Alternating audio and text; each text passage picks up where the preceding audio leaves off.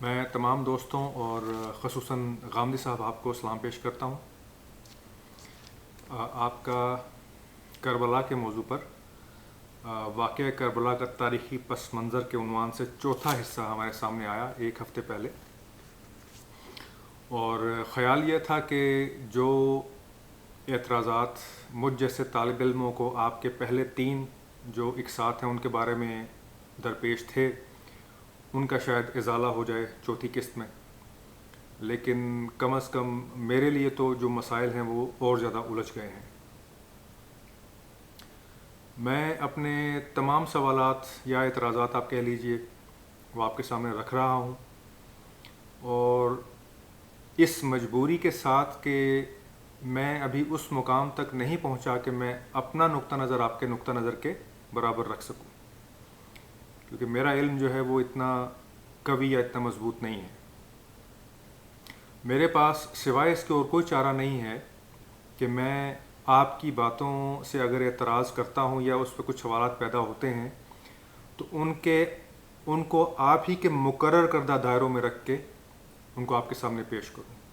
جن کتب کا حوالہ آپ نے دیا ہے، اگر میں کوئی حوالہ دوں اسی کتاب میں سے دوں، اگر کسی چیز کو آپ نے حق مانا ہے تو اسی حق کو سامنے رکھ کے میں اپنا سوال پیش کروں۔ تو یہاں ایک ضروری چیز میں یہ گزارش کر دوں آپ کے سامنے کہ میں اپنا نقطہ نظر آپ کے سامنے نہیں رکھ رہا، آپ کے نقطہ نظر میں مجھے جو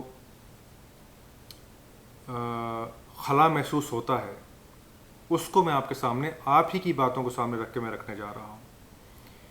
یہاں پہ اپنے اعتراضات پیش کرنے سے پہلے میں ایک چیز کی دوبارہ وضاحت کرنا ضروری سمجھتا ہوں کہ جس طرح آج کل آپ کے خلاف ہر طرف سے ایک مخالفت کا جو طوفان کھڑا ہوا نظر آتا ہے، جس کے بارے میں آپ کے آج کل بے شمار جو پروگرام ہیں یا یوٹیوب کی جو اقساط ہیں وہ سامنے آ رہی ہیں، تو میرا ان لوگوں سے کوئی تعلق نہیں ہے۔ میں آپ کے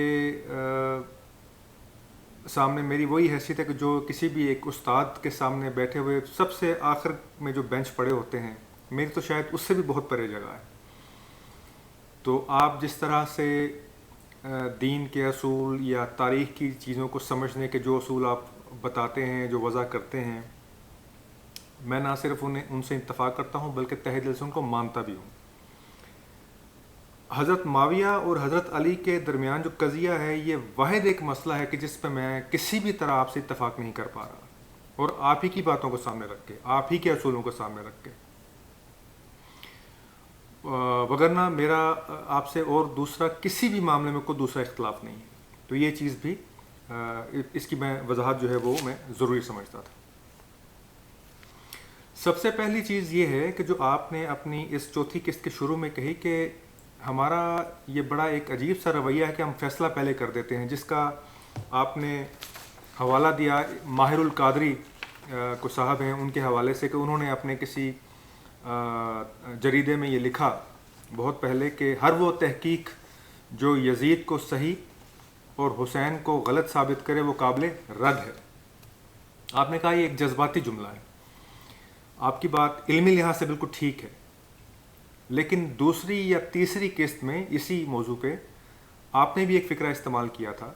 آپ نے یہ الفاظ استعمال کیے تھے کہ اگر ہم حضرت علی کو بالکل ٹھیک مان لیں تو پھر ہمیں یہ ماننا پڑے گا کہ حضرت معاویہ جیسے جلیل القدر صحابی نے بغاوت کی۔ تو کیا یہ آپ کا جذباتی جملہ نہیں ہے؟ کیا کسی بھی مقام پہ، علم کے کسی بھی مقام پہ ہماری تاریخ میں یہ طے کر دیا گیا ہے کہ ایک جو جلیل القدر صحابی ہے وہ بغاوت جیسی غلطی نہیں کر سکتا؟ اگر تو یہ طے کر دیا گیا ہے تو ہمیں بتائیے کہ یہ کس نے اور کہاں طے کیا ہے اور اس کے دلائل کیا ہیں، اور اگر اس کی کوئی دلیل نہیں ہے تو کیا یہ آپ کا جملہ جو ہے، کیا یہ بھی تحقیق سے پہلے ہر چیز کو واضح نہیں کر دیتا؟ پھر ہم تحقیق کیوں کریں؟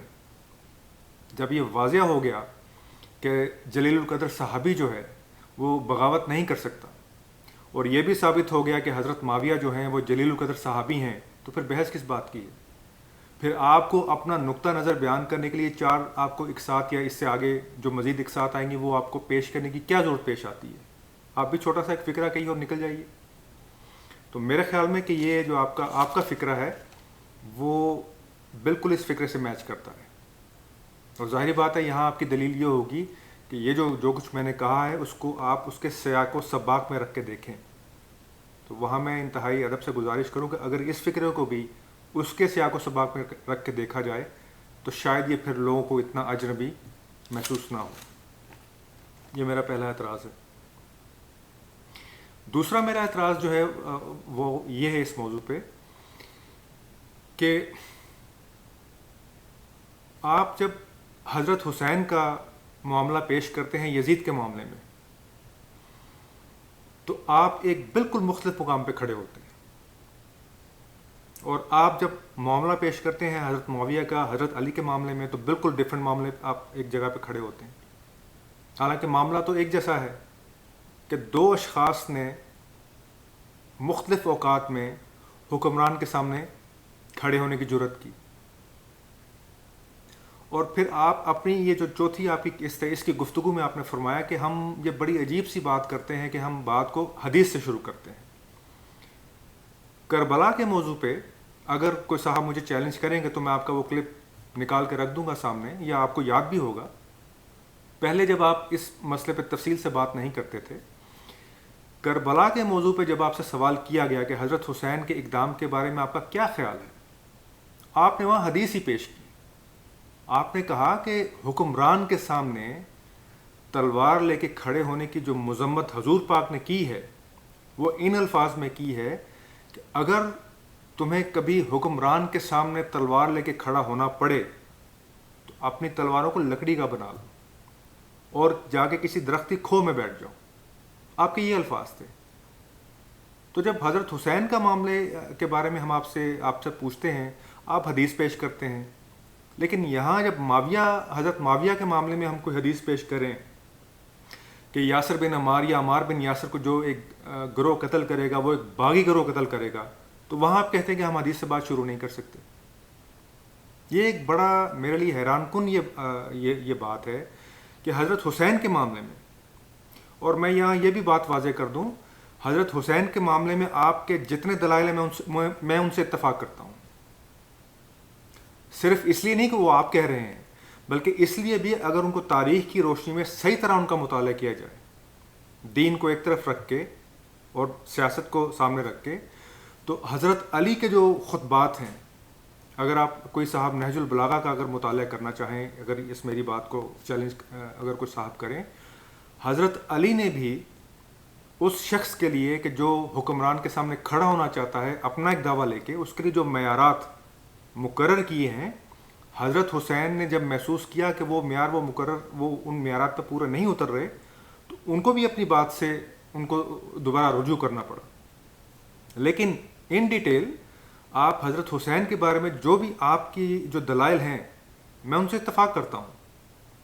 میرا آپ سے اختلاف یہ ہے کہ جب آپ حضرت معاویہ کا معاملہ پیش کرتے ہیں حضرت علی کے معاملے میں, آپ ایک ذرا بھی گنجائش پیدا نہیں کرتے یہ کہنے کی کہ حضرت معاویہ نے بغاوت کی. یہ میرے لیے ایک انتہائی حیران کن یہ معاملہ ہے. اور پھر اصولی طور پہ جب آپ اعتراض کرتے ہیں لوگوں پہ کہ حدیث پیش نہ کریں, آپ حضرت حسین کے معاملے میں آپ بالکل وہی کام کرتے ہیں کہ آپ حدیث پیش کرتے ہیں. یہ ایک بڑا عجیب معاملہ ہے میرے سامنے. آپ کی جو گفتگو ہم نے ابھی تک آپ سے سیکھی ہے اس میں عموماً یہی ہوتا ہے کہ آپ کسی بھی اور بڑے پیچیدہ معاملات آپ ہمارے لیے حل کرتے ہیں. آپ ایک معاملے کو لیتے ہیں, اس پہ اصول اپلائی کرتے ہیں, اس کو مثالوں سے واضح کرتے ہیں, اور بات جو ہے کھلتی چلی جاتی ہے. لیکن یہاں صورتحال یہ ہے کہ ابھی تک جو میں نے دو اعتراضات پیش, وہ آپ اپنی ہی باتوں سے خود اختلاف کر رہے ہیں. جو لوگوں پہ آپ اختلاف آپ لوگوں کے سامنے پیش کرتے ہیں انہی پہ آپ خود بھی کھڑے نظر آتے ہیں. یہ ایک انتہائی جو ہے یہ میرے لیے حیران کن بات ہے جو اس مسئلے میں مجھے صرف اس مسئلے میں آپ کے ساتھ مجھے آپ میں نظر آ رہی ہے, اور میں اس کی وجہ سمجھ نہیں پا رہا کہ اس کی وجہ کیا ہے. کیا خوف ہے, کیا ایسی کوئی صورتحال اس قدر عجیب و غریب ہے کہ ہم اس پہ اپنی زبان نہیں کھولتے. مجھے اس کی بات سمجھ نہیں آ رہی. میرا تیسرا آپ سے جو اس معاملے میں جو میرا سوال کہہ لیجیے یا جو میرا اعتراض ہے وہ یہ ہے کہ آپ حضرت معاویہ کے معاملے میں یہ کہتے ہیں کہ اگر روایت نہ ہو تو تلوار نکل آتی ہے. بڑی عجیب و غریب بات ہے کہ حسین کے معاملے میں کیا آپ یہ الفاظ استعمال کرتے ہیں کہ یزید نے حسین کے خلاف کارروائی کی؟ نہیں، یقیناً آپ یہ الفاظ استعمال نہیں کرتے. آپ یہ الفاظ استعمال کرتے ہیں حسین نے یزید کے خلاف خروج کیا. آپ کے یہ الفاظ ہوتے ہیں. یہاں آپ کہتے ہیں کہ تلوار نکل آتی ہے. کیا تقابلہ ہے ان دونوں چیزوں میں؟ یعنی اگر تو یہ صورتحال پیدا ہوتی، میں روایت پہ آتا ہوں واپس، اگر تو یہ صورتحال پیدا ہوتی کہ حضرت عثمان کی شہادت کے بعد حضرت علی اور حضرت معاویہ بیک وقت خلافت کا دعویٰ لے کے یا مسلمانوں کی لیڈرشپ کا دعویٰ لے کے اٹھتے، آپ کی تمام باتیں جو ہیں وہ بالکل ٹھیک تھیں، ان کو ہم مان جاتے. لیکن سوال ہے یہ قصہ یوں تو ہوا ہی نہیں ہے. حضرت علی کو آپ خلیفہ راشد مانتے ہیں، حضرت معاویہ کو تو نہیں مانتے. یہ تو نہیں ہوا کہ حضرت معاویہ نے تلوار پہلے نکالی اور حضرت علی بعد میں خلیفہ منتخب ہوئے، بلکہ واقعہ تو یوں ہے کہ حضرت علی پہلے خلیفہ منتخب ہوئے، حضرت معاویہ نے بعد میں تلوار نکالی. تو سوال یہ ہے کہ جب ایک انسان کو آپ اپنا خلیفہ مان جائیں گے، یا ایک شخص کو یزید کی طرح اپنا حکمران آپ مان لیں گے، اب اس کے خلاف جو بھی شخص کھڑا ہوگا اس کو یہی کہا جائے گا کہ یہ حکومت کے خلاف کھڑا ہو رہا ہے یا یہ بغاوت کر رہا ہے. تو جب حسین کے معاملے میں آپ خروج مانتے ہیں تو حضرت معاویہ کے معاملے میں آپ خروج کیوں نہیں مانتے؟ آپ یہ کیسے کہتے ہیں کہ تلوار نکل آتی ہے؟ اور آپ بڑے آرام سے کہہ دیتے ہیں، اور پھر آپ ہمیں اس کی کوئی وجہ بھی نہیں بتاتے. یعنی حضرت حسین جو ہیں ان کے خروج کی وجہ تو سمجھ آتی ہے کہ وہ خود کو حقدار سمجھتے تھے مسلمانوں کی قیادت کا، جبکہ حضرت معاویہ نے جب تلوار نکالی ہے تو انہوں نے کسی خلافت کا دعویٰ تو نہیں کیا. یعنی صفین کی جنگ تک حضرت معاویہ کا جو معاملہ تھا حضرت علی کے ساتھ وہ قاتلین عثمان کا تھا، خلافت کا تو تھا ہی نہیں. اور پھر سب سے جو بڑی بات ہے، جس مسئلے کو آپ بالکل اس پہ آپ کلام کرنا آپ پسند نہیں فرما رہے، وہ میرے لیے بڑی حیران کن ہے. امرہ شورا بینہم، کہ جس کا آپ بہت زیادہ آپ تذکرہ کرتے ہیں، بڑی شدت اور بڑی شد و مت سے آپ اس کی تبلیغ کرتے ہیں. تو پوچھنا میرا یہ ہے کہ وہ جو 15 صوبے تھے حضرت علی کے خلافت کے وقت، کیا وہ 15 کے 15 صوبے حضرت علی کے ہاتھ پہ بیعت نہیں تھے؟ اگر وہ 15 کے 15 صوبے حضرت علی کے ہاتھ پہ بیعت تھے تو حضرت معاویہ کو پھر یہ حق کیسے حاصل ہوتا ہے کہ وہ تلوار لے کے نکل آتے اور اس کو بغاوت نہیں کہا جائے گا؟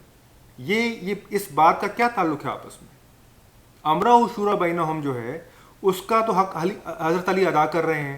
اگر حضرت علی نے یہ حق ادا نہیں کیا، اگر آپ ہمیں تاریخ سے یہ ثابت کر دیں کہ ہاں 1-2 گورنر نے تو بیعت کر لی تھی، باقی انہوں نے بیعت نہیں کی تھی، باقی تو انکاری تھے یا در پردہ حضرت علی وہ حضرت معاویہ کے ساتھ ملے ہوئے تھے، آپ کی بات چلیں پھر ہم تو مانتے ہیں، پھر ہم اس کو کسی دوسرے اینگل سے دیکھتے ہیں. لیکن امرہ و شورا بینہم جو ہے وہ اگر حضرت علی اس کو پورا کر رہے ہیں اور وہ خلیفہ ان کو مانا جاتا ہے، تمام دنیا میں لوگ مسلمان کو چوتھا خلیفہ مانتے ہیں، کس بنیاد پہ مانتے ہیں؟ امرہ و شورا بینہم کے تحت ہی مانتے ہیں. تو پھر یہ حق کیسے دے دیا جائے کسی دوسرے شخص کو کہ وہ تلوار لے کے کھڑا ہو جائے اور ہم اس کو بغاوت نہیں کہیں گے؟ میرا بڑا ایک عامیانہ سا خیال یہ ہے کہ اگر بغاوت مان لیا جائے تو میرا خیال یہ ساری بحثیں ختم ہو جائیں گی. جس طرح میں حضرت حسین کے بارے میں جو آپ دلائل دیتے ہیں میں ان کو سب کو مانتا ہوں، ان کو تاریخ کی روشنی میں مانتا ہوں، حضرت علی کے اقوال کے تحت مانتا ہوں، لیکن انہی دلائل کے تحت پھر یہ بھی ماننا پڑے گا نا کہ حضرت معاویہ نے بغاوت کی، لیکن وہ آپ ماننے کے لیے تیار نہیں ہیں. خیر، آپ کہتے ہیں کہ روایت جو ہے وہ قائم نہیں ہوئی تھی. یہ ایک بڑا عجیب و غریب جملہ ہے جو آپ کا بار بار سامنے آیا، اور مجھے یقین نہیں آتا کہ آپ جیسا شخص وہ اس طرح کا جملہ ادا کر سکتا ہے.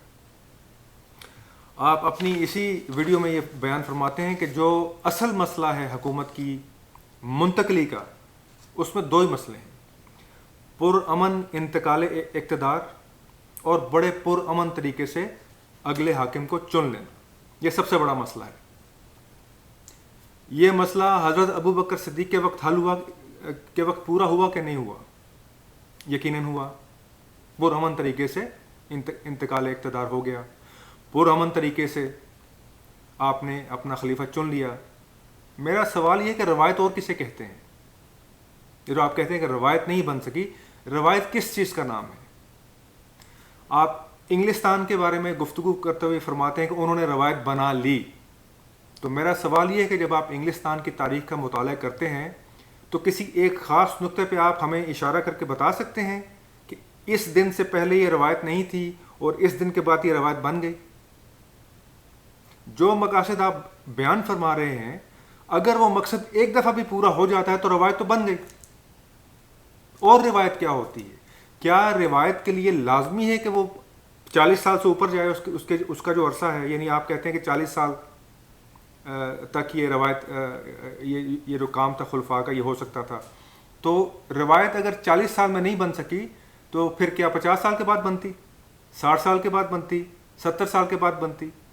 کیا انسان کا علم جو ہے اس نے متعین کر دیا ہے کہ روایت بنانے کے لیے اتنا عرصہ گزرنا ضروری ہے، یا 5 10 15 20 لوگوں کا چناؤ ہونا ضروری ہے؟ کیا اس کا فریم ورک کیا ہے، اس کے پیرامیٹرز کیا ہیں؟ اگر پرامن طریقے سے ایک خلیفہ منتخب ہو جاتا ہے، اور ایک دفعہ ہوتا ہے، حضرت عمر ہوتے ہیں، حضرت عثمان ہوتے ہیں، اور پھر حضرت علی بھی ہوتے ہیں، تو میں پوچھتا یہ ہوں کہ روایت اور کسے کہتے ہیں؟ پھر روایت کس چیز کا نام ہے؟ آپ ہمیں دلائل دے کے یہ بتائیے کہ روایت کیا ہوتی ہے، اور اس معاملے میں اس کو روایت کیوں نہیں مانا جائے گا؟ یہ تو اس کا ایک حصہ ہو گیا۔ دوسرا حصہ یہ ہے، آپ نے فرمایا، آپ کا جو دوسرا اس کے بارے میں یہ تھا کہ جو لیڈرشپ پیدا ہوئی، آپ نے فرمایا کہ حضور پاک کے وصال کے بعد یا حضور پاک کے ساتھ جو لیڈرشپ پیدا ہوئی وہ مدینے کی حد تک، یا مدینے سے چند سو کلومیٹر کی حد تک، یا آپ نے کہا کہ بڑی حد تک آپ یہ کہہ سکتے ہیں کہ وہ جزیرہ نمائے عرب کی حد تک محدود تھی۔ اس کی آپ کے پاس کیا دلیل ہے؟ اس کے لیے آپ کیا دلائل دینا پسند کریں گے؟ یہ بات کیسے ثابت ہو؟ کیونکہ میرا اعتراض اس پہ یہ ہے کہ اگر یہ لیڈرشپ جو تھی یہ جزیرہ نمائے عرب تک ہی محدود تھی اور اس کی عمر 40 ہی سال تک تھی، تو جو حضرت معاویہ ہیں وہ کس لیڈرشپ نے پیدا کیے تھے؟ کیا وہ اسی لیڈرشپ کا حصہ نہیں ہے؟ کیا وہ حضرت عمر کی طرح، حضرت عثمان کی طرح، حضرت ابو بکر صدیق کی طرح ایک جلیل القدر صحابی نہیں ہیں؟ حضور پاک کے ساتھی نہیں ہیں؟ قریش میں سے نہیں ہیں؟ اور اسی نظام کا حصہ نہیں ہیں؟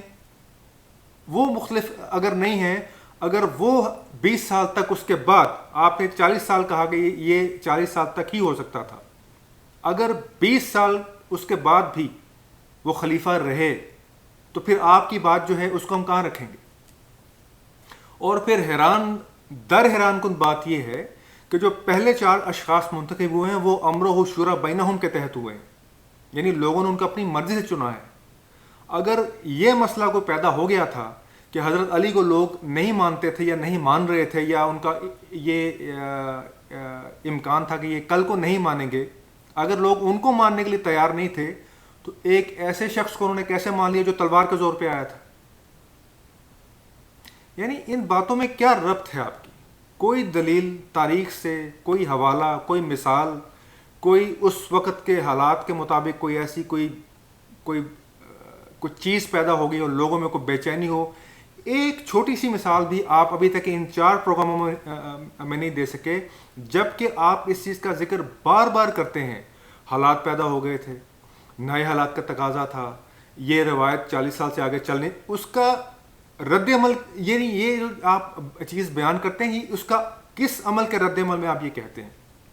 وہ جو آپ 15 صوبے بیان کرتے ہیں اس وقت تھے، 15 صوبوں میں کوئی تحریک اٹھ رہی تھی، کوئی لوگوں کا مطالبہ تھا، کوئی لوگ بے چین تھے، کیا ایسا واقعہ پیدا ہو گیا تھا کہ لوگ مطمئن نہیں تھے علی کی خلافت پہ کہ یہ اگر ان کو چنا گیا ہے تو ہم ان کو نہیں مانیں گے، اور حضرت معاویہ کو تلوار اٹھانی پڑی؟ ایک سنگل آپ مثال پیش نہیں کر سکے ابھی تک. یہ چوتھا پروگرام ہے آپ کا. حالانکہ آپ چند منٹوں میں ایک مسئلے کو لیتے ہیں, اصول اپلائی کرتے ہیں اور دودھ کا دودھ پانی کا پانی آپ کر کے رکھ دیتے ہیں.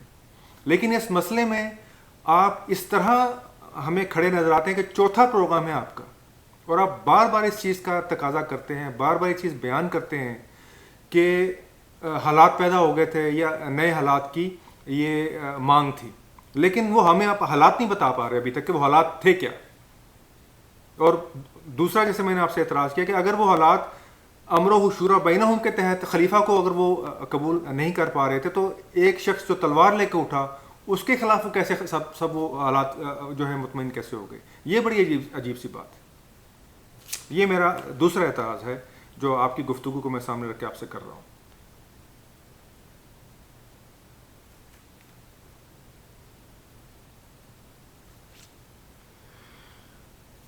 اگلا میرا اعتراض یہ ہے, جیسے کہ میں پہلے بیان کر چکا ہوں, کہ تلوار نکل آتی ہے. کیا یہ کہہ کے ہم آگے بڑھ سکتے ہیں؟ یعنی سوال یہ ہے کہ جب ایک حکومت, چھوڑ دیجیے اس مسئلے کو آپ کہ وہ خلیفہ راشد ہو, وہ کوئی موروثی حکمران ہو, یا وہ ایک جمہوری حکمران ہو, جب اس کو لوگوں نے تسلیم کر لیا, اس کو مان لیا گیا کہ ہاں یہ صدر ہے, ہاں یہ خلیفہ ہے, ہاں یہ بادشاہ ہے, جب اس کو مان لیا گیا تاریخ میں, اور لوگوں نے بھی, اب اس کے خلاف کوئی شخص کھڑا ہوگا, اس کو اگر آپ بغاوت نہیں کہیں گے تو اور کیا کہیں گے آپ؟ کیا ایسی دلیل ہم کہاں سے, ہم کیا ڈھونڈ کے لائیں, ہم یعنی کن الفاظ میں ہم پیش کرو یہ کہیں کہ وہ بغاوت نہیں ہے. جو شخص, یعنی حضرت ابوبکر صدیق خلیفہ بنتے ہیں, کچھ لوگ انکار کرتے ہیں کچھ کام کرنے کا, اب کیا خلیفہ ان کے خلاف تلوار نہیں اٹھائے گا؟ تو خلیفہ جب تلوار اٹھائے گا تو وہ تو اس کا آئینی حق ہے. میں آئین کا ورڈ یہاں نئے زمانے کے لحاظ سے استعمال کر رہا ہوں, لیکن خلیفہ جب آپ کسی کو بنائیں گے, شخص کو خلیفہ بنایا ہے آپ نے, اس کو آپ نے کچھ اختیارات تو دیے ہیں. اب اگر آپ ان کی بات نہیں مانیں گے تو خلیفہ کیا کرے گا؟ وہ آپ کے خلاف طاقت تو استعمال کرے گا. اس کو تو حق یہ ہے طاقت کا حق استعمال کرنے کا. اب جو دوسرا شخص ہے وہ اپنا حق کیسے ثابت کرے گا کہ مجھے بھی کوئی حق ہے؟ وہ کیسے ثابت کرے گا؟ اور آپ کتنے آرام سے یہ کہتے ہیں کہ تلوار نکل آتی ہے. تلوار نکلنے کی دلیل آپ کی تب مانی جا سکتی تھی کہ اگر بیعت وقت حضرت عثمان کی خلافت کے بعد یہ اصحاب کھڑے ہوتے دونوں کے دونوں اور کہتے جی ہم اپنے آپ کو پیش کرتے ہیں, پھر تو آپ کی بات ٹھیک تھی.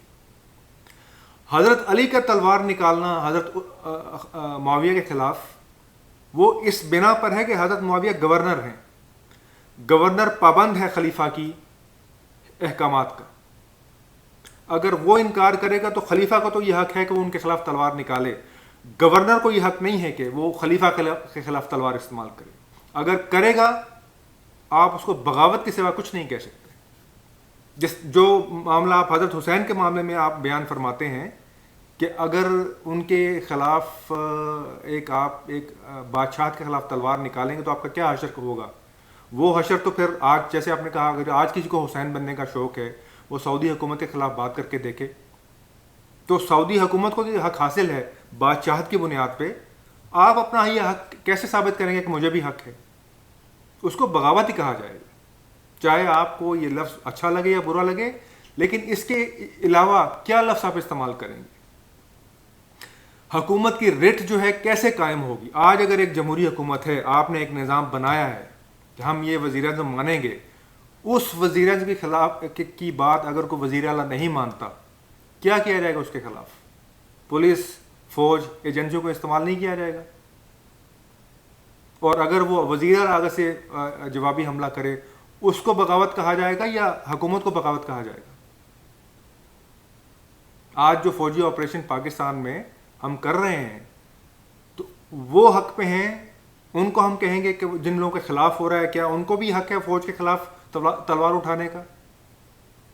تو یہ ایک ایسا عجیب معاملہ ہے جو بڑا سیدھا سا معاملہ ہے, جو کہ میری سمجھ سے باہر ہے کہ آپ ایک لفظ حضرت معاویہ کے خلاف آپ استعمال کرنے کے لیے تیار نہیں, جبکہ حضرت علی کو آپ خلیفہ مانتے ہیں. اور پھر امرہ شورا بینہم، جس اصول کی آپ تبلیغ کرتے ہیں وہ اصول پورا کر کے آ رہے ہیں حضرت علی. حضرت معاویہ نے تو وہ اصول پورا نہیں کیا. اور پھر جب حضرت قرآن کا جو فیصلہ ہے کہ آپ کا جو خلیفہ ہے وہ جو حکمران ہے وہ امرہ شورا بینہم کے ہی کے تحت چنا جائے گا، حضرت معاویہ اس کی صریح جو ہے وہ خلاف ورزی کر رہے ہیں، آپ پھر بھی وہاں خاموش. اور پھر اس سے بڑھ کے آپ یہاں خاموش ہیں کہ حضرت معاویہ کو یہ کام کرنے کی ضرورت کیوں پیش آئی، کیا حالات، کیا معاملات، کیا تحریکیں ایسی بپا ہو گئی تھیں کہ حضرت معاویہ کو یہ حق حاصل ہو گیا تھا کہ وہ تلوار اٹھاتے. یعنی یہ بات ہم کیوں نہیں کہہ سکتے، اس بات کے کہنے میں کیا قباحت ہے کہ حضرت علی کو اگر موقع دیا جاتا تو وہ اپنا وہ بھی حکومت بالکل اسی طرح نہ چلاتے جس طرح حضرت عمر نے چلائی یا جس طرح عثمان نے چلائی. یعنی جو شخص مسئلہ کھڑا کر رہا ہے حکومت کے لیے، وہ یہ کہہ رہا ہے کہ مجھے یہ حق حاصل ہے، اس کی وجہ تو وہ بیان نہیں کر رہا، آپ بھی بیان نہیں کر رہے. اور پھر آپ ہم سے یہ بھی توقع رکھتے ہیں کہ ہم آپ کے نقطہ نظر کے مطابق دونوں کو حق پہ مانیں. یہ ایک بڑا عجیب سا معاملہ جو کم از کم میری سمجھ سے بالکل باہر ہے.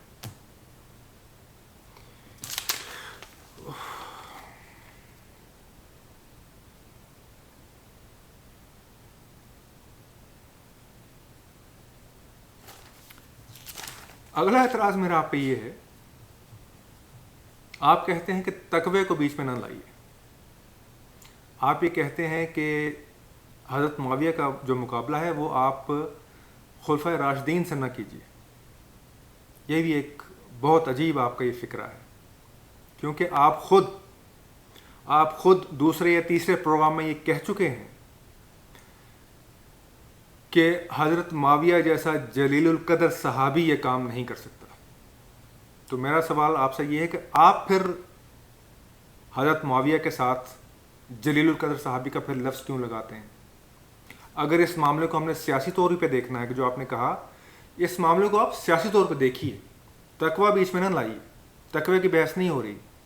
تو میرا سوال پھر یہ ہے کہ آپ حضرت معاویہ کے ساتھ جو سیدنا اور رضی اللہ تعالیٰ عنہ کے جو الفاظ لگاتے ہیں وہ پھر آپ بھی نہ لگائیے. آپ بھی ایک شخص کو سیاسی طور پہ پیش کیجیے، بتائیے کہ اس کے سیاسی عزائم تھے اور سیاست میں ہر چیز جائز ہوتی ہے. اس نے پھر من مانی کی اور وہ جیت گیا. یعنی اس معاملے میں آپ نے ایک سوال اٹھایا، آپ نے کہا کہ یہ حق و باطل کا فیصلہ ہم حضرت علی اور حضرت معاویہ ہی کے بارے میں کیوں کرتے ہیں؟ یہ بحث بابر اور ابراہیم لودھی کے بارے میں کیوں پیدا نہیں ہوتی پانی پت کی لڑائی میں؟ تو میں انتہائی ادب اور بڑے انتہائی ادب سے گزارش کروں، اس لیے پیدا نہیں ہوتی کہ نہ ابراہیم لودھی سیدنا اور رضی اللہ تعالیٰ عنہ تھا اور نہ ہی بابر سیدنا اور رضی اللہ تعالیٰ عنہ تھا.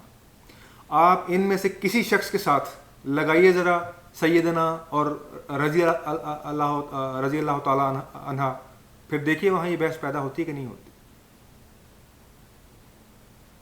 کیسے تقویٰ کو ہم بیچ میں نہیں لے کے آئیں گے؟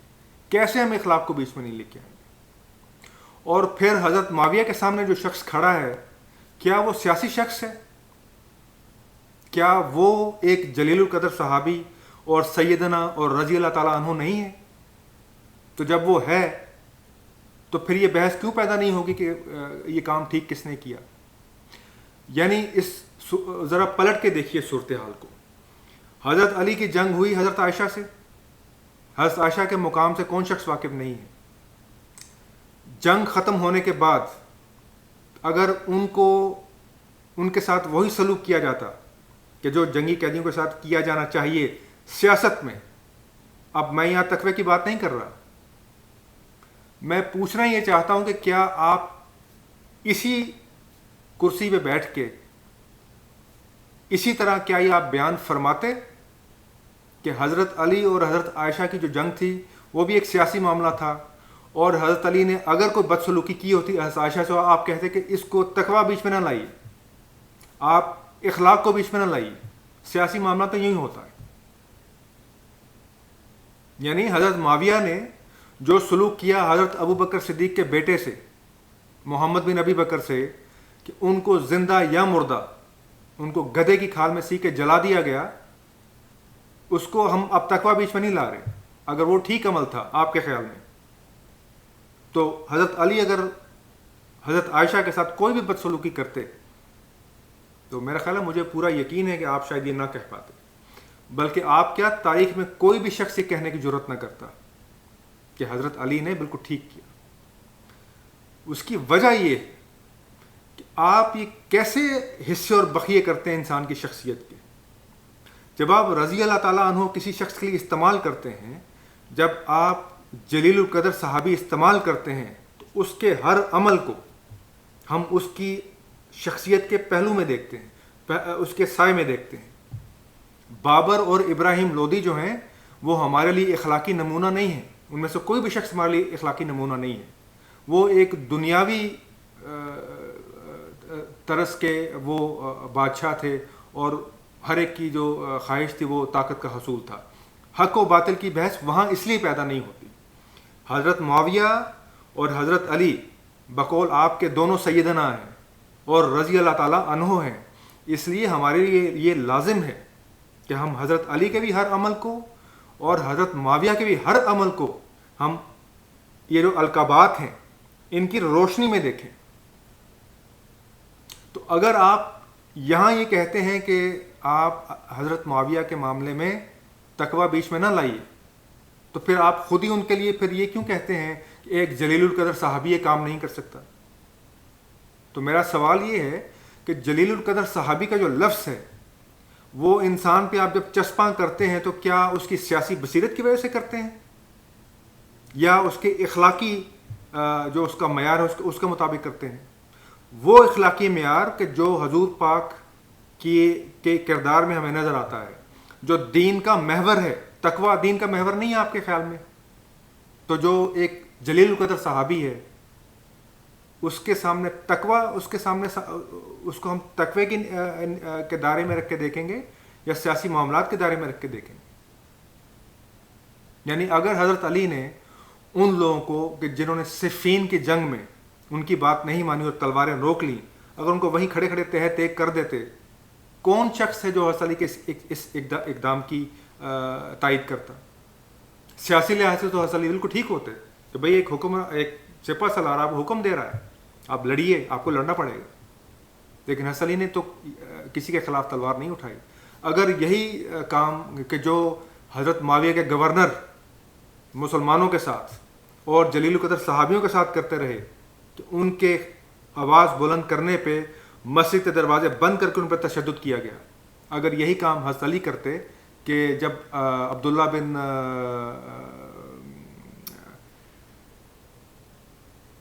میں اس کا نام اچانک بھول گیا, جو خارجیوں کا سردار تھا, عبداللہ بن وہب, جب وہ کھڑا ہوا کوفے کی مسجد میں اور اس نے بڑی بدتمیزی کی حضرت علی کے ساتھ, اور ان کو یہاں تک کہا کہ تم مرتد ہو چکے ہو, اور اپنے 3000 ساتھیوں سمیت وہاں سے نکل گیا, تو اگر حضرت علی سیاسی لحاظ سے اس کو روکتے اور وہیں تہ تیگ کر دیتے, تو کون شخص کہتا ہے کہ یہ حضرت علی نے ٹھیک کیا ہے؟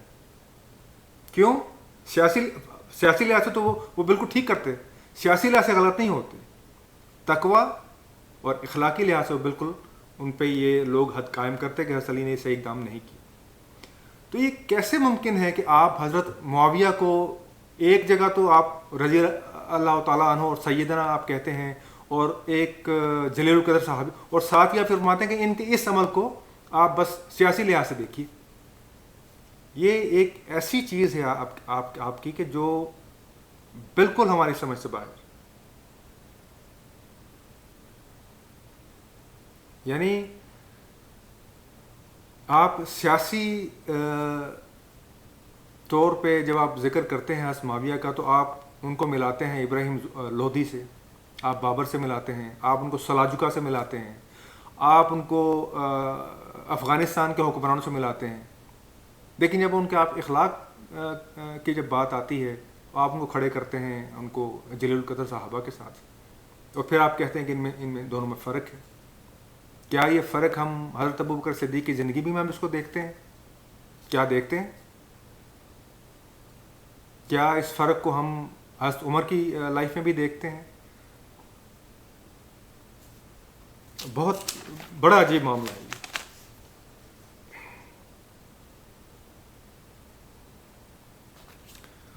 آخر میں جس بات پہ مجھے آپ کی شدید اعتراض ہے وہ یہ ہے کہ آپ نے حضرت معاویہ کے چند آپ نے ان کی قابلیتیں گنوائی ہیں ہمیں، اور میرے لیے کم از کم یہ بڑی بات حیران کن تھی آپ کی شخصیت کو سامنے رکھا کہ آپ نے یہ کہا کہ دنیا کے پہلے 10 عظیم لوگوں میں ہم ان کا شمار کر سکتے ہیں اور پہلے نمبر پہ پیش کر سکتے ہیں. یہ بہت ایک آپ کا بہت غیر معمولی جملہ ہے یہ آپ کا. مسئلہ یہ ہے کہ اگر آپ نے جیسے ان کے آپ نے گنوائے، آپ نے کہا کہ تدبر کے لحاظ سے، بردباری کے لحاظ سے، حلم کے لحاظ سے حکومت کیسے کی جاتی ہے یہ ان سے بہتر کوئی نہیں جانتا تھا. مزید آپ نے فرمایا کہ معاملات ہموار کیسے کیے جاتے ہیں، حمایت کیسے حاصل کی جاتی ہے، قبائلی لیڈرشپ کو کیسے مطمئن کیا جاتا ہے، تدبیر اور سیاست کی اعلیٰ ترین جو قابلیتیں ہیں ان میں کوٹ کوٹ کے بھری ہوئی تھیں. میرا سوال آپ سے یہ ہے اس معاملے میں، یہ قابلیتیں جنگ جمل کے وقت کہاں تھیں؟ قرآن کا یہ حکم اگر عام لوگوں کے لیے تو ہے ہی ہے، اگر جلیل القدر صحابی پہ اگر قرآن کے اس حکم کا اطلاق نہیں ہوتا تو میرا پھر خیال ذاتی طور پہ یہ ہے کہ پھر ظاہری بات ہے میں آپ سے بڑھ کے تو ہو ہی نہیں سکتا. پھر اس کا ایک حل ایک نتیجہ نکلتا ہے کہ میں آپ کی کسی بھی بات کو سمجھ نہیں پایا. آپ مشرق کی بات کرتے ہیں اور میں تو کسی مغرب بھی بہت دور کی بات ہے، میں تو پھر کسی سطح میں کھڑا ہی نہیں ہوں. یہ جتنی آپ نے قابلیتیں گنوائی ہیں یہ ایک عام شخص میں ہو تو کیا ہی بات ہے، ایک جلیل القدر صحابی میں ہوں کہ جن کو ہم سیدنا رضی اللہ تعالیٰ عنہ کہتے ہیں تو سونے پہ سہاگا ہے. قرآن کی جو تعلیمات یا قرآن کے جو احکامات ہیں اگر وہ کسی صحابی پہ لاگو نہیں ہوتے تو میرا ذاتی خیال ہے کہ پھر ہمیں یہ بساط علم کی لپیٹ دینی چاہیے. کیا قرآن یہ نہیں کہتا کہ جب دو مسلمان آپس میں لڑ پڑیں، جھگڑ پڑیں تو ان میں صلح کی کوشش کرو، اور اگر صلح نہ کر پائیں، وہ نہ مانے، تو پھر جو شخص ٹھیک ہو اس کا ساتھ دو اور دوسرے کو طاقت کے بل پہ مجبور کرو کہ وہ سیدھے راستے پہ آ جائے. جنگ جمل ہوتی ہے، حضرت معاویہ کی ساری قابلیتیں کہاں تھیں؟ حضرت معاویہ نے جنگ جمل رکوانے کے لیے کیا اقدامات کیے، کیا کوششیں کی، قرآن کے اس عملی حکم کو کہاں تک پورا کیا؟ کیا ان کے پاس طاقت نہیں تھی؟ صفین میں ثابت کر دیا، اور پھر آپ ہی کے الفاظ میں تلوار فیصلہ کرتی ہے اور تلوار نے فیصلہ کر دیا. وہ تلوار جنگ جمل کے وقت کہاں تھی؟ جنگ جمل میں کیا بھیڑوں بکریوں کا معاملہ تھا کہ ان کی تقسیم ہو رہی تھی اور ان کا کوئی جھگڑا تھا؟ طلحہ اور زبیر جیسے جلیل القدر صحابی جو ہیں اس میں شہید ہوئے ہیں. حضرت علی ایک ایک شخص کی لاش پہ بیٹھ کے روتے رہے اور یہ کہتے رہے کہ اس شخص کی تلوار نے فلاں مقام پہ حضور پاک کی حفاظت کی، اس شخص کی تلوار نے فلاں مقام پہ حضور پاک کی حفاظت کی، اور آج یہ شخص کس طرح میں یہ میرے سامنے پڑا ہے. 5000 سے زیادہ صحابہ شہید ہوئے. حضرت معاویہ نے یہ اگر تمام ہم مان لیں آپ کی باتیں کہ ان میں تمام قابلیتیں تھیں، اس کا استعمال انہوں نے اپنی حکومت لینے کے لیے تو کیا، بغاوت کے لیے تو کیا، اس معاملے کو سلجھانے کے لیے انہوں نے اپنی خدمات کہاں تک پیش کی؟ اس سے پہلے حضرت عثمان کے وقت جب حضرت عائشہ کے کہنے پہ، اور یہ میں انہی کتابوں میں سے یہ چیزیں آپ کو بیان کر رہا ہوں کہ جن کتابوں کے حوالے آپ نے دیے ہیں. مثلا آپ نے کن کن کتابوں کے حوالے دیے ہیں؟ آپ نے طبری کا حوالہ دیا ہے، آپ نے ابن خلدون کا حوالہ دیا ہے، ابن کثیر کا اور ابن سعد کا. یہ انہی چاروں مورخوں کی میں کتابوں جو چیزیں میں بیان کر رہا ہوں، الا یہ آپ مجھے کل کو یا کوئی صحابی بتا دے بھائی آپ جو بول رہے ہیں جھوٹ بول رہے ہیں، اس کتاب میں کوئی ایسا واقعہ نہیں لکھا. اگر حضرت معاویہ ان تمام قابلیتوں کے حامل تھے، حضرت عثمان کے بار بار بلانے کے باوجود انہوں نے اپنی کمک کیوں نہیں بھیجی حضرت عثمان کو؟ کہ جب ہزاروں کی تعداد میں لوگ حضرت عثمان کے محل کو گھیرے ہوئے تھے اور ہفتوں تک گھیرے رہے، اور حضرت عثمان نے کمک طلب کی حضرت معاویہ سے، حضرت معاویہ نے کہا میں بھیجتا ہوں، کیوں نہیں بھیجی؟ بھیجنا کمک تو ایک طرف، خود کیوں نہیں آئے؟ حضرت علی سے وہ تلوار لے کے تو نکل کھڑے ہوئے، سفین تک آ گئے، حضرت عثمان کے جن کے قتل کا معاملہ لے کے وہ اٹھے، وہ حضرت عثمان کی مدد کو کیوں نہیں پہنچے؟ اگر یہ تمام قابلیتوں میں تھی، ان قابلیتوں کا ہونا آپ پہ یہ چیز لازم کرتا ہے کہ آپ ایک خصوصی جو ایک صورتحال پیدا ہو گئی ہے آپ اس کے لیے اٹھیں۔ الٹا یہ کہ قرآن کا حکم بھی ہو اور آپ ایک جلیل القدر صحابی بھی ہوں، ہم ان کو سیدنا بھی کہتے ہوں، رضی اللہ تعالیٰ عنہ بھی کہتے ہوں، حضرت علی کے لاکھ اختلافات ہوں حضرت عثمان کے ساتھ، کیا انہوں نے کوئی کردار نہیں نبھایا حضرت عثمان کے وقت؟ کیا وہ بھی سائڈ پہ ہو کے بیٹھ گئے؟ تو یہ تمام قابلیتیں ہمیں ان کی پہلے تو کہیں نظر نہیں آتی، حکومت لینے کے وقت یہ ساری کی ساری سامنے آ جاتی ہیں۔ پھر دوسرا میں اس پہ یہ اعتراض کروں، اگر یہ ساری قابلیتیں ان میں تھیں تو 20 سال کے دوران ان کو یزید سے بہتر کوئی شخص نظر نہیں آیا۔ ہم یہ مان لیں کہ اس وقت وہ جو آپ کہتے ہیں کہ بہت بڑی خلافت پیدا ہو گئی تھی، 15 صوبے تھے اس میں، ان میں کوئی ایک شخص یزید سے بہتر نہیں تھا کہ جس کو وہ چنتے اپنے بعد خلیفہ نامزد کرنے کے لیے، ان کو نہیں ملا، وہ کسی کی تربیت نہیں کر سکے۔ اگر یہ بات ٹھیک ہے تو پھر ہمیں یہ بھی ماننا پڑے گا کہ یزید کے بارے میں جو پروپیگنڈا کیا ہے تاریخ نے، مورخوں نے، وہ بھی غلط ہے۔ جو یزید کو لوگوں نے کہا ہے اور جو علماء نے کہا ہے کہ یا وہ فاسق ہے یا وہ فاجر ہے، اگر یہ کہا ہے تو پھر میرا خیال ہے پھر یہ بھی بات غلط ہے، کیونکہ حضرت معاویہ جیسا عظیم آدمی کسی شخص کے لیے اس خلافت کے بارے میں کہ جو اس نے 20 سال بڑی کامیابی سے اس کی بھاگ دوڑ سنبھالی، اب اگر یزید جیسا شخص اس کے حوالے کر کے جا رہا ہے تو میرا خیال ہے پھر ہمیں یزید کے لیے بھی سیدنا اور رضی اللہ تعالیٰ عنہ کا ورڈ استعمال کرنا چاہیے۔ پھر ہمیں ذاکر نائک کے خلاف ہمیں بیانات نہیں دینے چاہیے۔ ذاکر نائک نے پھر ٹھیک کیا اور کہا کہ ہاں وہ ہے رضی اللہ تعالیٰ عنہ، کیونکہ اگر وہ نہیں ہے تو پھر آپ کی باتوں میں یہ جو اختلافات ان کا کہاں کھڑے ہوں ہم پہ؟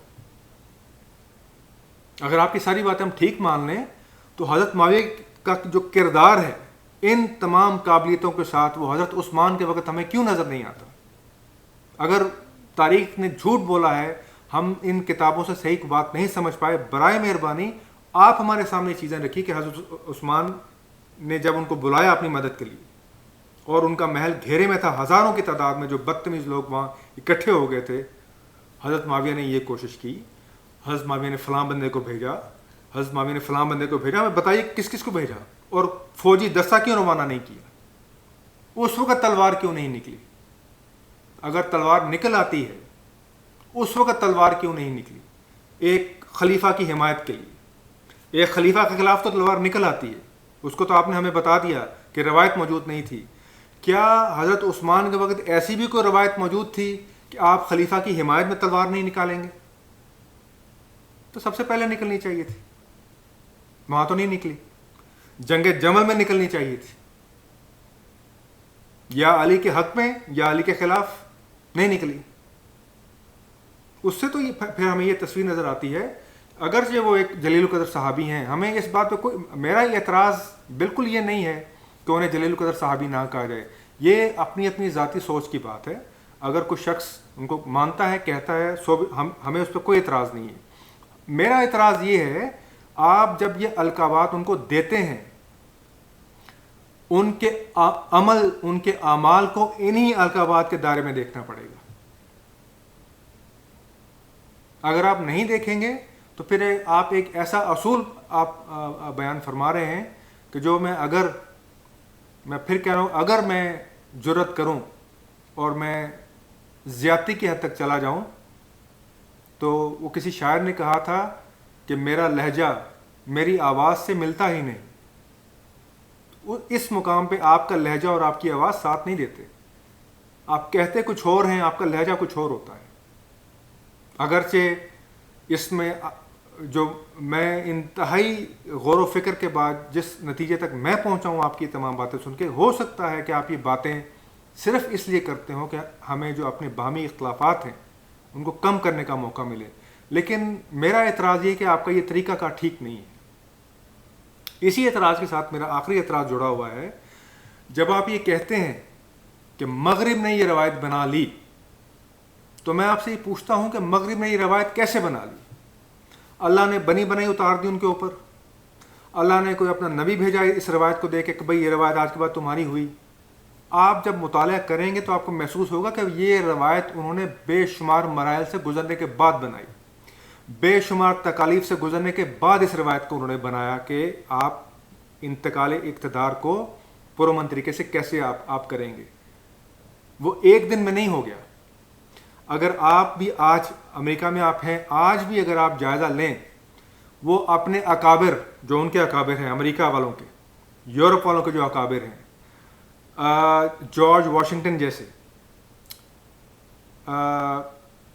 یہ وزیر اعظم تھا ان کا برطانیہ والوں کا، چرچل جیسے، ان اکابر کے مجسمے آج وہ لوگ گرا رہے ہیں۔ کس لیے؟ کہ وہ اس بات کے مرتکب پائے گئے ہیں کہ انہوں نے نسلی امتیازات میں اپنا کردار ادا کیا۔ اپنے بڑے بڑے جرنیلوں کے مجسمے وہ لوگ گرا رہے ہیں۔ اور ہم آج کہاں کھڑے ہیں؟ ہم آج اس بات پہ کھڑے ہیں کہ ہم کف لسان کریں گے، ہم منہ سے کوئی لفظ نہیں نکالیں گے، اور پھر آپ کہتے ہیں کہ ہم 14 صدیوں میں یہ کام نہیں کر پائے۔ اگر ہم کف لسان ہی کرتے رہے، ہم اگلی 100 صدیوں میں بھی یہ کام نہیں کر پائیں گے۔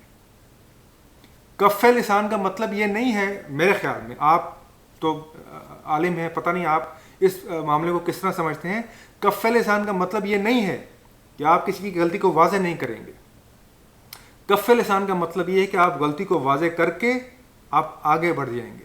آپ کسی شخص کی نیت اس کے عقل میں گھس کے اس پہ فتوی نہیں لگائیں گے، اور ہم یہ کام کر ہی نہیں رہے۔ ہم کف لسان کا مطلب کیا لیتے ہیں؟ تمام صحابہ ہمارے لیے قابل احترام ہیں، ہم ان کے خلاف کوئی بات نہیں کریں گے۔ تو میں انتہائی میں ادب سے عرض کروں، پھر ہم کبھی کوئی روایت بھی نہیں بنا سکیں گے جب تک ہم انگلی رکھ کے یہ نہیں بتائیں گے کہ یہاں اس صحابی نے غلطی کی۔ وہ صحابی اگرچہ جلیل القدر صحابی ہے، اگرچہ اس کے ساتھ ہم سیدنا لگائیں گے، اگرچہ اس کے ہم رضی اللہ تعالیٰ عنہ بھی کہیں گے، لیکن اس نے یہ غلطی کی۔ جب تک ہم یہ کام نہیں کریں گے، ہم کوئی روایت نہیں بنا سکیں گے اگلی 100 صدیوں تک۔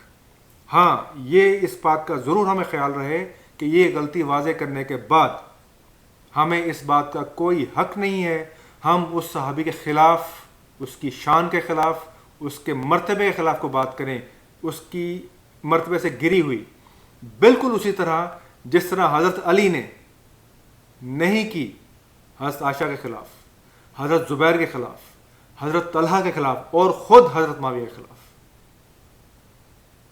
لیکن یہ کہنا کہ ہم ان کی غلطی ہم نہیں بتائیں گے، تو پھر میں انتہائی معذرت سے، پھر ہم 100 برس تک بھی اگر ہمارے سارے اکابر ٹھیک ہیں، اگر انہوں نے کوئی غلطی نہیں کی، تو پھر غلطی کی کس نے؟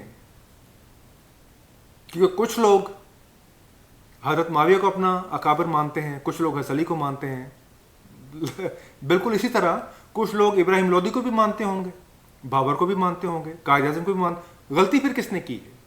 کہاں غلطی ہوئی؟ تو پھر یہ بات تو پھر صدیوں تک کیسے چلے گی؟ تو یہ پھر بات کبھی بھی ختم نہیں ہو پائے گی۔ تو اگر ہم نے مغرب سے کچھ سیکھنا ہے اس معاملے میں، تو ہمیں انگلی رکھ کے یہ بتانا پڑے گا کہ فلاں صاحب نے یہاں غلطی کی، اور یہ غلطی ہمیں دوبارہ نہیں کرنی۔ میرے خیال میں اگر ہم یہ چھوٹا سا کام کر لیں نا، ہم یہ مان جائیں، کچھ لوگ یہ مان جائیں کہ حضرت حسین نے وہ تمام لوازمات پورے نہیں کیے جو ایک حکومت کے سامنے کھڑے ہونے کے لیے آپ کو پورے کرنے پڑتے ہیں۔ کس کی روشنی میں؟ حضرت علی کے خطبات کی روشنی میں۔ وہ تمام کام پورے نہیں کیے، ان سے یہ غلطی ہوئی، کہ جس کو میں بڑے واضح الفاظ میں کہتا ہوں کہ عبداللہ ابن عباس بھی اہل بیت میں سے ہیں۔ ایک اگر فرقے کی مخصوص بات کی جائے ان کے مطابق، اگر عبداللہ ابن عباس آخری وقت تک سمجھاتے رہے حضرت حسین کو کہ مت نکلیے، مت جائیے، تو پھر معاملہ اس طرح نہیں جس طرح آپ بیان کرتے ہیں. تو پھر ہمیں یہ ماننا، اور جن خطبات کا میں ذکر کر رہا ہوں اس میں حضرت علی نے دودھ کا دودھ اور پانی کا پانی کی طرف بتایا ہے کہ اگر کوئی شخص یہ دعویٰ لے کے کھڑا ہو کہ میں لیڈرشپ کے قابل ہوں، مجھے لیڈرشپ ملنی چاہیے ایک حکومت، ایک نظام کے خلاف، تو اس کو کیا کیا لوازمات پورے کرنے ضروری ہیں. تو اگر حضرت حسین نے یہ لوازمات پورے نہیں کیے کہ جس کا ان کو احساس ہوا کربلا کے میدان میں پہنچ کے، اور انہوں نے پیچھے ہٹنا چاہا، تو وہاں ہمیں یہ بتانا پڑے گا کہ حضرت معاویہ کو کون سی ایسی ضرورت پیش آ گئی تھی کہ جس کے لیے ان کو تلوار نکالنی پڑی. کیا حالات ایسے پیش آ گئے تھے؟ صرف یہ کہنا کہ تلوار نکل آتی ہے یہ کوئی دلیل نہیں ہے، کہیں نہیں مانی جائے گی. آپ کو وہ تمام باتیں دلائل سے ثابت کرنی پڑیں گی کہ حضرت معاویہ کو یہ ضرورت پیش آ گئی تھی. اور پھر دوسری بات ہے، جتنی قابلیتیں آپ نے ان کی گنوائی ہیں، آپ نے آخر میں یہ کہا کہ اگر مسلمان 14 یا 15 صدیوں میں یہ کام نہیں کر سکے تو حضرت معاویہ کو الزام کیوں دیا جائے؟ اگر حضرت معاویہ کو ان تمام قابلیتوں سمیت ہم دنیا کے سامنے نمبر 1 کے طور پہ پیش کر سکتے ہیں کہ بھئی یہ ہمارا سب سے قابل آدمی، اگر وہ قابل آدمی یہ کام نہیں کر سکا تو الزام بھی اسی کے سر جائے گا. پھر آپ ابراہیم لودھی کو الزام نہیں دے سکتے، پھر آپ بابر کو الزام نہیں دے سکتے. پھر آپ کو ہمیں دلائل سے یہ چیز ثابت کرنی پڑے گی کہ اگر تمام آڈز کے خلاف جا کے حضرت معاویہ نے تلوار کے زور پہ قابو پا لیا ہر لحاظ سے، ان کو یہ روایت جو خلفائے راشدین کے زمانے سے آ رہی تھی جس پر انہوں نے خود عمل نہیں کیا، ان کو اس روایت کو عام کرنے میں کیا مشکلات پیش ہیں؟ کہاں لوگوں نے اس کا جو ہے اس کے خلاف لوگ کھڑے ہوئے؟ یعنی ایک ایسا شخص حضرت معاویہ رضی اللہ تعالیٰ عنہ، ایک ایسا شخص کہ جس کے بارے میں مسلم میں ایک روایت موجود ہے، اور میں اس کو اس گمان کے ساتھ روایت پیش کر رہا ہوں کہ غلط ہو سکتی ہے. آپ کل کو یہ بتا سکتے ہیں کہ روایت ضعیف ہے، غلط ہے. مسلم کی روایت ہے کہ حضرت عامر بن سعد، جو سعد بن ابی وقاص کے بیٹے تھے، انہوں نے کسی شخص سے یہ روایت سنی، یہ بات سنی کہ حضور پاک نے حضرت علی کو ایک مقام پہ ہی کہا کہ تمہارا جو میرے ساتھ رشتہ ہے وہ وہی ہے کہ جو موسیٰ کا ہارون کے ساتھ تھا. تو حضرت عامر کو یہ یقین نہیں آیا کہ یہ کیسے ہو سکتا ہے. وہ شخص کے جس کے بارے میں ممبر سے تو کچھ اور باتیں سن رہا ہوں آج کل، اس کا تو اور کوئی اور دو رہا ہے. تو بتانے والے نے بتایا بھائی تمہارے والد اس کے راوی ہیں. تو انہوں نے کہا اچھا، تو پھر میں ان کے منہ سے خود جا کے یہ بات سنوں گا. تو وہ جب آئے حضرت سعد بن ابی وقاص کے پاس اور پوچھا کہ یہ آپ نے خود حضور پاک سے سنا؟ تو انہوں نے کہا ہاں میں نے خود سنا. اس شخص نے دوبارہ پوچھا کہ کیا آپ نے واقعی ان کانوں سے سنا؟ تو حضرت سعد بن ابی وقاص جیسا جلیل القدر صحابی وہ اگلے کے منہ پہ ہاتھ رکھ کے کہتا ہے کہ بس اور زیادہ بات مت کرو، تمہیں نہیں پتا باہر کیا حالات ہیں. یعنی جس شخص کا اس قدر دبدبا، اور اس شخص کا، حضرت معاویہ کی میں بات کر رہا ہوں، اس کا روب اور دبدبا ہو، اس قدر جلیل القدر صحابی جو ہیں اس کو روب میں ہوں، اس کو کیا مشکلات پیش آئیں کہ وہ یہ روایت آگے نہ چلا سکتا کہ آپ امر و شورا بینہم کے تحت آپ جو ہے آپ اپنے حکمران کا آپ انتخاب کریں گے. اگر اس شخص نے، جیسے آپ نے یہ کہا کہ وہ معاملات کو حل کر لیتے تھے، تو کیا یزید کو انہوں نے اس کی جب بیعت لی تو کیا لوگوں کو صرف پیار سے ان سے بات کی؟ کیا کتب بھری نہیں پڑی ان معاملات سے کہ لوگوں کو ڈرایا گیا، دھمکایا گیا، زہر کا استعمال کیا گیا، ڈنڈے کا استعمال کیا گیا اور تلوار کا استعمال کیا گیا؟ تو اگر اس تمام قابلیتوں کے باوجود ایک شخص اپنے بیٹے کی بیعت لینے کے لیے سارے حربے استعمال کر رہا ہے، اس قابل شخص کو کیا مشکلات پیش آئیں یا آئی ہوئی ہوں گی کہ جو اس نے امر و شورا بینہم کے لیے کوشش نہیں کی؟ تو اگر اتنا قابل شخص جو ہے وہ اگر پیچھے ہٹ گیا، اس نے یہ کوشش نہیں کی، تو الزام بھی تو اسی کے سر جاتا ہے نا. الزام کے لیے ہم جو ہیں ٹٹ پونجی قسم کے جو لوگ ہیں، بابر قسم کے لوگ یا ابراہیم لودھی قسم کے لوگ، ان پہ آپ الزام کیسے دھر سکتے ہیں؟ اگر اتنا قابل شخص یہ کام نہیں کر سکا، اور پھر اور کون کرے گا پھر یہ کام؟ تو میں انتہائی ادب سے گزارش کروں کہ روایت جو ہے، آپ نے ساتھ یہ بھی کہا کہ ان کو یہ فکر ہوئی، آخری اعتراض میں پیش کر رہا ہوں، ان کو یہ فکر ہوئی کہ جس خلافت کا انتظام میں نے 20 سال بڑے اچھے اور احسن طریقے سے چلایا، میرے بعد کیا ہوگا؟ میں آپ سے پوچھنا یہ چاہتا ہوں، یہ سوچ حضور پاک صلی اللہ علیہ وآلہ وسلم کو نہیں آئی ہوگی؟ اگر حضرت معاویہ کی جو محنت 20 سال ہے، حضور پاک کی تو 23 سال ہے نا پھر، اور ان کی محنت اور حضرت معاویہ کی محنت میں کیا ہم تقابلہ کر سکتے ہیں؟ کوئی تقابلہ ہی نہیں ہے۔ حضور پاک صلی اللہ علیہ وآلہ وسلم کو یہ سوچ کیا نہیں آئی ہوگی کہ میرے بعد کیا ہوگا؟ ابھی تو نوزائیدہ ہیں ہر چیزیں، ابھی تو نظام قائم نہیں ہوا۔ اگر وہ ایک اصول دے کے جا سکتے ہیں قرآن کی بنیاد پہ، اصل تو اصول قرآن کا ہے، امرہ شورا بینہم، جو حضور پاک کی حدیث ہے کہ قریشی چننا، وہ تو حالات کے مطابق ہے، اصل حکم تو نہیں ہے، اصل حکم تو امرہ شورا بینہم ہی ہے۔ اگر وہ اس اعتماد کے ساتھ اس دنیا سے رخصت ہو سکتے تھے اور ہوئے، یہ دلیل کیسے مان لی جائے کہ حضرت معاویہ رخصت نہیں ہو سکتے تھے؟ وہ بھی اسی سنت کے تحت آرام سے رخصت ہو جاتے اور کہتے کہ بھائی چن لینا تم اپنا بعد میں خلیفہ۔ 20 سال اس قوم کی شعور کی وہ آبیاری کرتے، جتنی قابلیتیں آپ نے ان کی گنوائی ہیں، اگر ان کو ان قابلیتوں کے ساتھ بھی اگر یہ کام نہیں کر سکے، ان کو قصوروار ہم نہیں ٹھہرائیں گے تو پھر کسے ٹھہرائیں گے؟ تو یہ وہ میرے سارے اعتراضات ہیں جو آپ کی گفتگو ان 4 پروگراموں کے دوران جو آپ نے کی، اور ایک بات کی نفی آپ نے اگلے حصے میں کر دی اور پھر اس سے اگلے حصے میں کر دی۔ تیسرے حصے میں یعنی آپ اس مقام پہ کھڑے تھے، آپ یہ کہہ رہے تھے کہ حالات پیدا ہو گئے، بار بار آپ نے اس بات کا، اور تیسرا پروگرام تو آپ نے پورے کا پورا اسی ایک سوال کے جواب میں آپ نے صرف کر دیا کہ وہ حالات پیدا ہو گئے تھے کہ امرہ شورا بینہم کے تحت خلیفہ منتخب نہیں کیا جا سکتا تھا، اور ایک مثال آپ پیش نہیں کر سکے وہ حالات کیا تھے۔ ہمارا خیال یہ تھا کہ چوتھے حصے میں آپ وہ حالات بیان کریں گے، یہاں آپ نے ایک بالکل مختلف معیار پیش کر دیا اور آپ نے کہا کہ روایت نہیں بن سکی تھی، اور جیسے میں نے کہا روایت تو موجود تھی، 40 سال سے موجود تھی، 4 دفعہ خلیفہ کا انتخاب ہوا، اور روایت کسے کہتے ہیں؟ تو آپ کا جو نقطہ نظر ہے سر آنکھوں پہ، لیکن آپ ہی کے خیالات، آپ ہی کے افکار میں اگر ان کو جیسے میں نے رکھ کے دیکھا تو بات 2 + 2 4 بنتی نظر نہیں آتی۔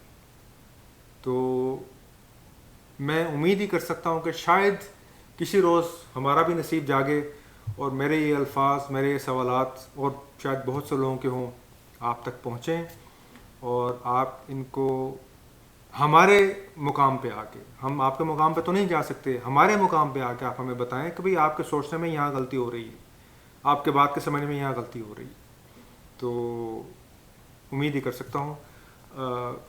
آپ سب لوگوں کا بہت بہت شکریہ۔